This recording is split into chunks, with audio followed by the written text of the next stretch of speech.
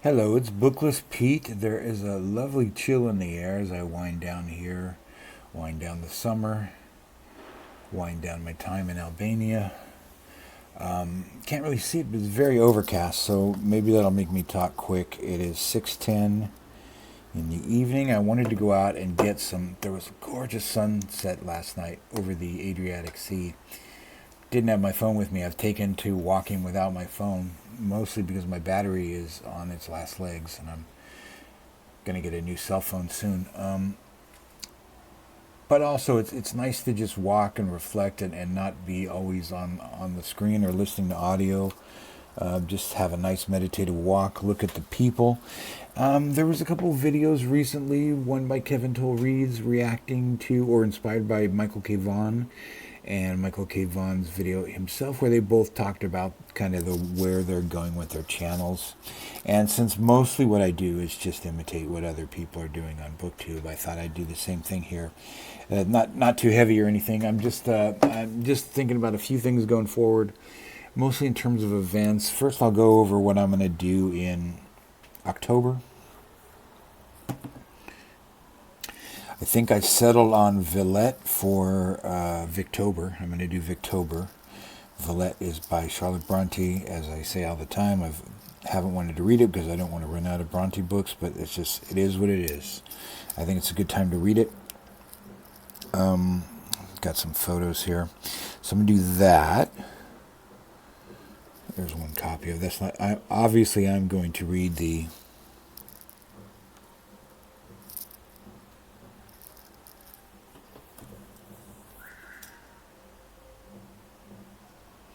This is not a good time of day to do this, I guess. Obviously, I'm going to read the Gutenberg free version anyway. So, another event I might participate in. I don't usually. If I have time, I'm going to read this book, The Priestess. This is the fifth Dr. Orient novel by Frank Loria. These are not that well known. They're a group of 1970s occult detective novels. So for Occult Detective event, I might read that. There's only about 11 of the books in this series. I don't think anybody else is reading them at all on BookTube, so it might be interesting instead of just reading what everybody else is reading. So that takes care of October.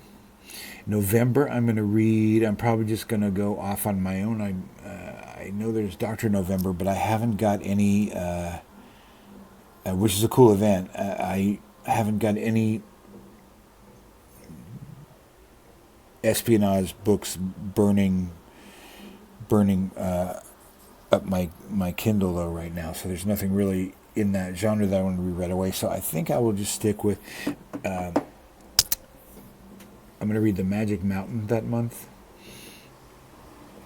And, going back to Victober, besides that Charlotte Bronte novel, I might read, I'm sort of got an idea that I would read The Mystery of Edwin Drood, not with any fake endings or anything, but just Dickens's last novel. I think that's fairly short, so maybe I could squeeze that in too. Then, like I say, I'm going to be going on a repositioning cruise for 15 days in November. From Barcelona to Montevideo. And then I'm going to read The Magic Mountain on that. I think that'll be a good book to read for that, because as far as I know, Magic Mountain, Thomas Mann's The Magic Mountain is about a young guy like me. Just re-examining stuff and going to a spa, like one of those kind of rich people spas they had in the olden times. And then that takes us to December. I don't know of any events in December. Might be a good time to read another Dickens book, but I'll be, like I said, I'll be in southern South America. America del Sur, Mercosur, where it's summertime. It'll be summertime in December, so I probably might not be in the mood to do any wintry reading. We'll have to see. I've never been below the equator at all. So that's exciting. I kind of forgot about that. That's pretty cool. My first time in my life, I'll be on the other half of the planet, north and south. I've never been farther than Baja California south or North Africa, but that's still above. I've been to Tunisia. I went to Tunisia many, many years ago. That's above the equator, though. No place below the equator that I can think of in either neither major landmass. So that's that, and let's see what I got for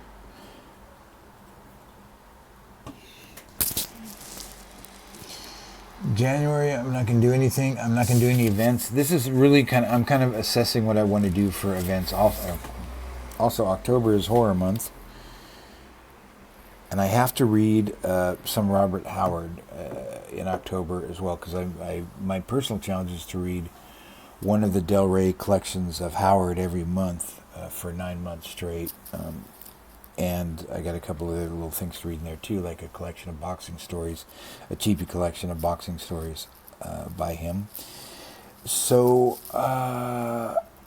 I'm leaning towards reading King Kull in next month, because it's one of the shorter volumes, and I am going to need a lot of time to read Villette and possibly some Dickens. That takes us, so then December, don't know what I'm going to read. January, don't know what I'm going to read. February, don't know what I'm going to read. March is March of the Mammoths. I don't think I'll plan anything for that. There used to be an event, I'll have to look it up, if there's an Ape-ril event where people read books ape-related, I'm going to read all the rest of my Planet of the Apes stuff. My novelizations of the animated series and of the live-action television series. I know people will definitely want to stay subscribed to see those videos. Everybody loves my Planet of the Apes videos. And then that'll bring us to Horror Mayhem. And for that month, I'm probably going to go light, but I tentatively plan to read this one of the Del Rey collection. Seems appropriate, the horror stories of Robert Howard. I noticed the old cover had Solomon Kane on it, the horror stories of Robert Howard. I hope those aren't duplicated from I hope the horror stories collection doesn't have the same, also have all the Solomon Kane stories that I'm reading right now. Who knows? I guess it'll go quicker if it does. May, then June on the Range. I'm going to read, this is going to be my main June on the Range reading next year. Oh, isn't that great to see? Well, can I see this? Anyway, I'll just read it to you. A Century of Great Western Stories, edited with an introduction by John Jakes. It's quite a substantial anthology with tons of stories in it. I'm going to read that, and I'm going to pretend that I'm going to be able to read the two books. The book I didn't read this year, which is The Virginian, and the book I didn't read last year, which is Riders of the Purple Sage. I get very behind on Westerns, because I don't read a lot of Westerns. And I would like to read more, of course, like everything else. And it is a great genre. And I love Louis L'Amour.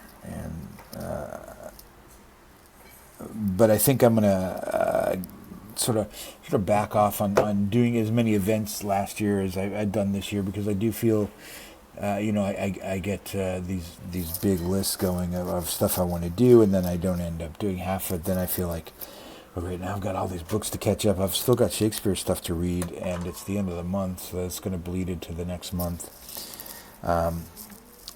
You just get so far ahead on books. Then June, I will do Rocket Summer. Definitely. I'll just read a bunch of science fiction from Rocket Summer. I don't know if I'll follow the themes or not. Rocket Summer is another Michael K. Vaughan event where you do, in the week one, you do books from 1939 or before. In week two, you do books from the 40s. Don't really care too much about those. I mean, I'm sure I can find something from the 30s or earlier to read. Maybe I'll read like Olaf Stapleton or something would be fun. Then in the third week, we get into the stuff I like, which is the 50s. I've got a lot of Brian Aldiss on hand.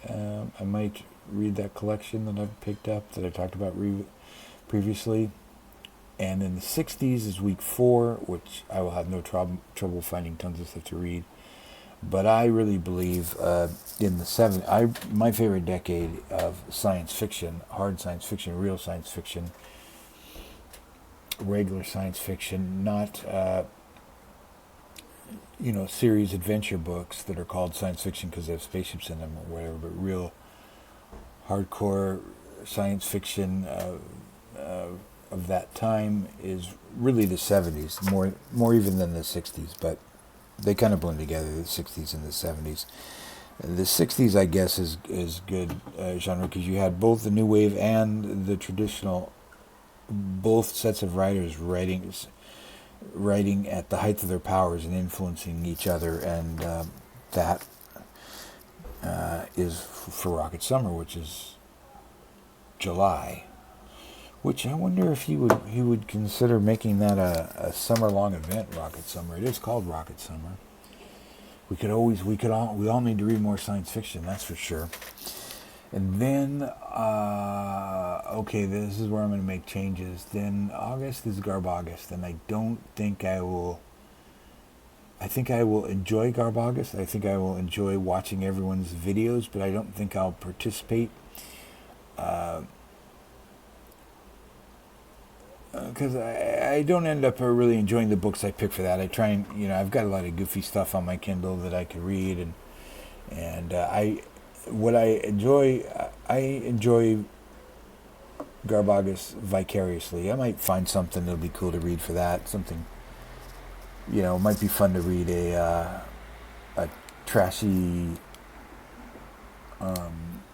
autobiography or a trashy biography of a disgraced royal. Like, or something. Might be fun to read. Something like that. I want to read more fiction next year. I know Historathon is a thing that comes around at some time, but other than those events that I've got memorized, and then September would be what? I don't think I'll participate in September next year unless I just happen to grab something at the time. I'll probably read something related. And Shorty September, I didn't do well on that this year. I really don't think I will attempt it next year. Something about the event just didn't sit right with me. But I enjoyed Mark, Book Time with Elvis, did one every day, and Stephen Donahue did one every day, or almost every day. I believe he did every day, and I got a lot of stuff to read from those. So, that I haven't started on yet. So I'm not going to do Shorty September next year, but what was the other event for September? Oh, Cimmerian September. So by then I should be finished with, I should be close, if I keep to my schedule of one Howard Del Rey collection per month, plus the boxing stories, cheapy Kindle collection I have. I should be on the last Conan book by then, unless I start the Conan ones earlier and do something else. But I should wrap up my Cimmerian September should wrap up my personal year of Robert E. Howard, which I'm enjoying so far. So far I've read, I'd started it this month. I read Skullface, which was just okay, and Solomon Kane, which was interesting in the context of Howard's broader scope, but I think I will enjoy Cull more. Then that's really covers a year. So what I'm saying, I suppose, is that I'm going to be going my own way a little more next year. And right now I really feel like reading a lot of science fiction, and I also feel like reading a lot of straightforward, what are called classics, for want of a better word, mainstream books. And I'll try and keep going with Ed McBain. I want to do a couple of those very soon. It can be overwhelming, all these events and stuff. They're supposed to be fun, and I think I'm going to look at some of them more and go step back and be, like, particularly for Garbaugust, but step back and be more of a viewer and supporter of other people reading in these events, and just try and do one for myself each, and not let other stuff I want to read pile up. Also, I'm planning for the 2 weeks that I won't have much internet. 15 days won't have much internet. I was thinking I was going to bank some stuff, so I got some great suggestions. Or I found some books I really want to read based on other people's Shorty September reading. Mostly nonfiction. I think, as I said in another video, I think be a great way. We'll see, but I think it's a great way for me to get into reading more nonfiction. I was looking back on my list of things I used to read, and there were years I've been tracking. I just write down all the titles of everything I've read since I started in late 2007, and I'm looking over some of those early ones, which is a long ass time ago. It's almost 18 years I've been tracking the books I read. Just for a few ideas, just because sometimes I forget titles and things, especially certain types of books. It's hard to remember to separate them by titles. I really have a hard time separating the titles of Edith Wharton novels, and I do want to read everything she's written. And I have a hard time with old noir novels. Their titles kind of run together a lot of times. So it helps to have that I have a giant spreadsheet, so I can search through and see where I left off in a various series. So I do like keeping it, but where was I going with that? So I did actually read a lot of nonfiction when I started taking that list. I'm quite surprised, but the thing is, I've never read really substantial nonfiction. And does this even count as reading? When we talk about booktube and reading, does this kind of crap even count as reading, like cheesy self-help books, which I used to read a lot of,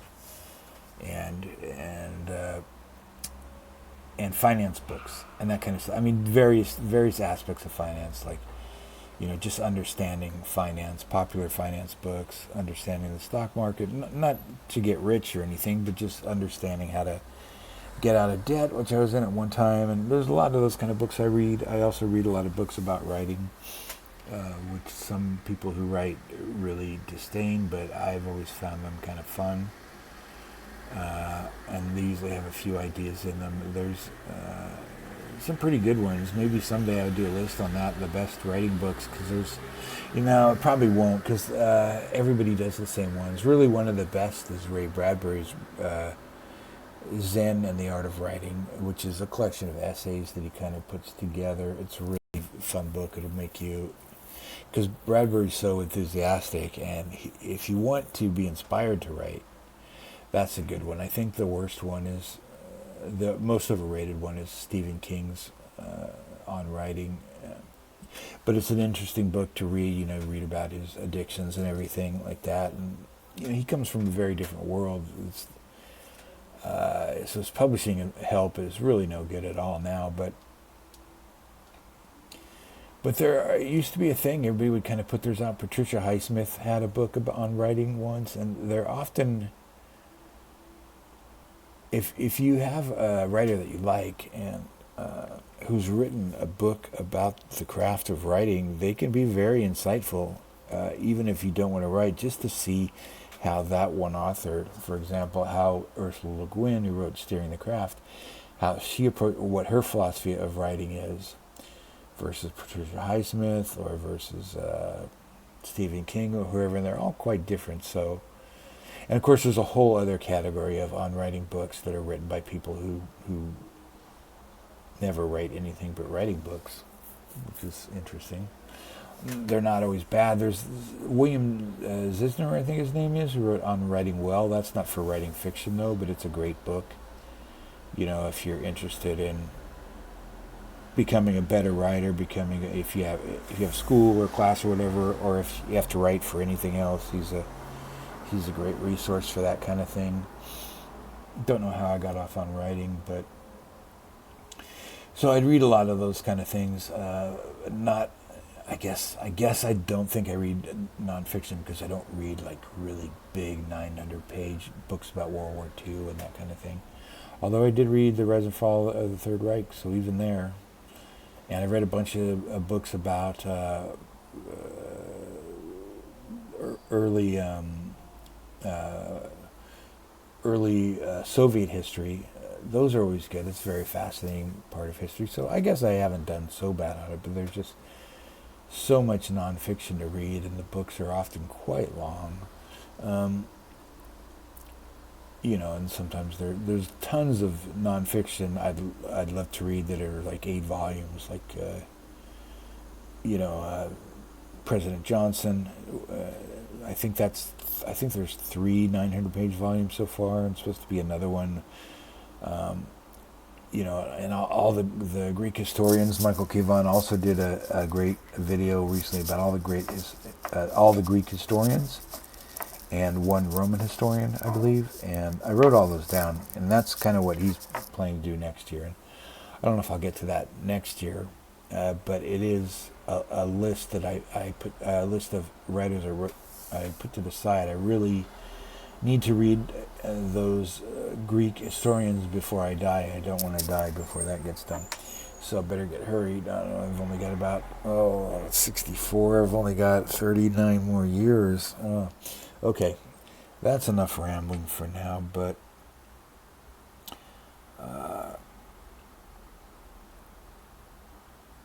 did I mention that I'm going to read these short books that I've talked about, that I've gotten suggestions from other people's Shorty September reading. I'm going to start reading them now, but I'm going to bank all those to post in November when I'm not able to post, and maybe enough distance will be that from now, so that people won't be bored by seeing me talk about a whole bunch of books that Mark and Steve have already talked about recently. But who knows what'll happen? But that's what I'm going to do. I'm going to chill out a little more and make my channel more of my personal reading journey instead of events. Although I love the events and I'm very inspired by them, and it could all change because every day, and I'm sure this is true of you also, watching BookTube, every day there's at least one video of something that somebody talks about, and I go, oh, I got to read that book. I have to read that book, or I have to reread that book. And it's a good situation to be in. There's always more to read, but you can only read one book at a time. I mean, you can juggle them, but you can only be looking at one page at a time. Most of us, anyway. There's probably somebody out there who's reading one book with their right eye and one book with their left eye. And there's certain people who only sleep 2 hours a night, and good for them. But, on a human scale, I think for a retired person, I think I'm doing pretty well on the numbers of books I get read. It's just the way of the world that you can't read. There's always going to be stuff you can't read. You don't have time for, and there's no solution to that. So I'll talk to you later.